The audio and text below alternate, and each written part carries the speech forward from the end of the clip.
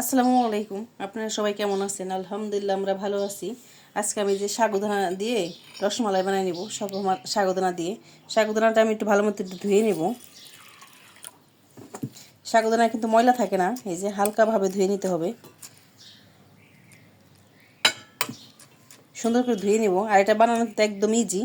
দেখেন যে সাগুদানাটা কিন্তু আমি ধুয়ে নিছি, এখানে কিন্তু এক্সট্রা কোনো পানি নেই। দেখেন, এটা 5 মিনিট রেখে দিলেই একদম সফট হয়ে যাবে। আর এটা খেতে কিন্তু অসাধারণ লাগে। দেখেন,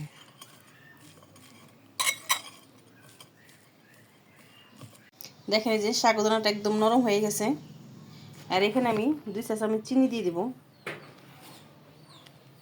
বেশি দিব না, 2 চা চামচ দিয়ে দিব। আর দিয়ে দিব সামান্য একটু লবণ।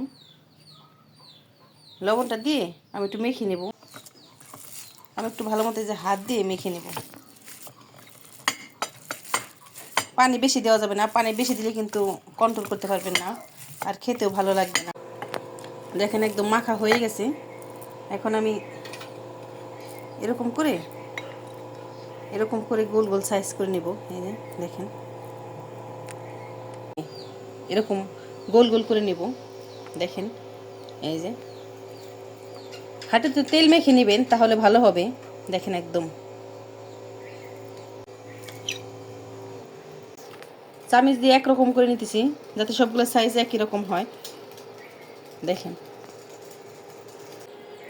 দেখেন আমার সবগুলো বানানো শেষ, আর একদম ইজি মতো বানানো শেষ। দেখেন, এখানে আমি 1 লিটার দুধ দিয়ে দিছি, আর এখানে একটা এলাচ দিয়ে দেবো। আমি বেশি এলাচ দেবো না, একটা এলাচ দেবো। আর হালকা গরম হয়ে গেছে, হালকা গরম হয়ে গেছে। এই পর্যায়ে আমি যে এখন সাগুদানা রসমালাইগুলো আমি ছেড়ে দেবো।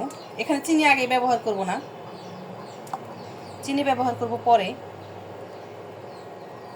এই যে দেখেন, এটা খেতে কিন্তু অসাধারণ। দেখেন এই যে সবগুলো আমি দিয়ে দিব। আর এটা ভাইরাল একটা রেসিপি, আপনারা বাসায় ট্রাই করে দেখবেন। আর আমাদের ভিডিওতে একটা লাইক দিয়ে দিবেন। দেখেন আমি সবগুলো দিয়ে দিছি, আর একদম আলতো হাতে দেখেন এই যে একটু নেড়ে দেব।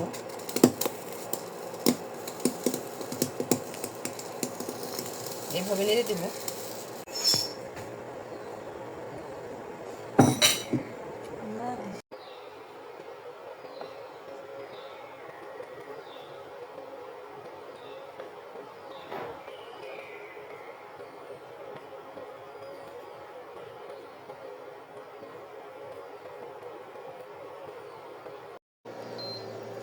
দেখেন একদম ফুলে ফুলে উপর দিকে উঠে গেছে। আর এটা একটু ভালো মতো ফুটাই নিতে হবে। দেখেন কত সুন্দর হচ্ছে। দেখেন এই যে কঞ্চি হয়ে যাবে, ভালো মতো একটু সিদ্ধ করে নিতে হবে। দেখেন এই যে রসমালাইগুলো একবার সিদ্ধ হয়ে গেছে, উপরে ভেসে উঠে গেছে, আর দুধটা ঘন হয়ে আসছে। দেখেন একদম ঘন হয়ে আসছে। আর এখানে আমি গুড় দিয়ে দিব, আপনারা চাইলে চিনি দিতে পারেন। আমি একটু সুন্দর কালার আসার জন্যে আর বেশি মজা হওয়ার জন্যে গুড় দিয়ে দিব। গুড় দিলে কিন্তু কালারটা সুন্দর আসবে, আর খেতেও ভালো লাগবে। দেখেন, দেখেন গুড় দিছি, একদম রসমালাইয়ের অরিজিনাল কালার চলে আসছে। দেখেন, আর কালারটা সুন্দর আসবে, আর খেতে।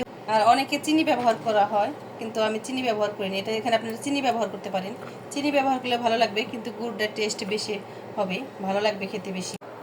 দেখেন এই যে হয়ে গেছে, আর দেখতেও কেমন যেমন সুন্দর হয়েছে, খেতেও কিন্তু অসাধারণ, অসাধারণ একটা কালার আসছে।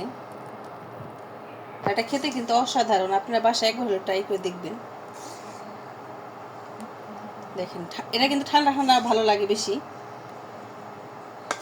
ঠান্ডা ঠান্ডা আরও বেশি মজা লাগবে। ফ্রিজে রেখে খেতে পারেন। দেখেন দেখতে অসাধারণ হয়েছে, যে সুন্দর একদম।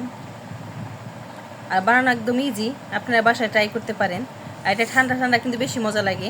আপনাদের কাছে গরম অবস্থায় খাওয়া যাবে, কিন্তু ঠান্ডাটা বেশি মজা লাগে। দেখেন একদম ফুলকো ফুলকো হয়ে গেছে, আপনারা ঝটপট বানিয়ে নিতে পারবেন। আর আমাদের ভিডিওটি ভালো লাগলে দেখেন কতটা সফট হয়েছে, দেখায় আপনাদের। দেখেন এই দেখেন একদম সফট হয়ে গেছে। আপনারা বাসায় তৈরি করে খাবেন। আর আমাদের ভিডিওটি ভালো লাগলে লাইক এবং শেয়ার করে দেবেন। আপনারা ভালো থাকবেন, সুস্থ থাকবেন। আল্লাহ হাফেজ।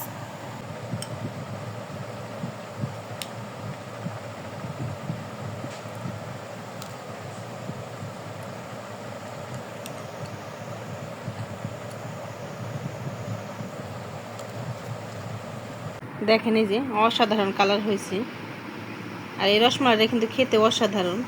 এখানে সাদা করা যেত, কিন্তু আমি এখানে গুড় দিয়ে দিছি, তো গুড় দিলেই ভালো লাগে আমাদের কাছে। গুড়ের ঘ্রাণটা সুন্দর আসে আর খেতেও ভালো আসে। আপনারা বাসায় ট্রাই করবেন। আর আমাদের ভিডিওটা ভালো লাগলে লাইক এবং শেয়ার করে দেবেন।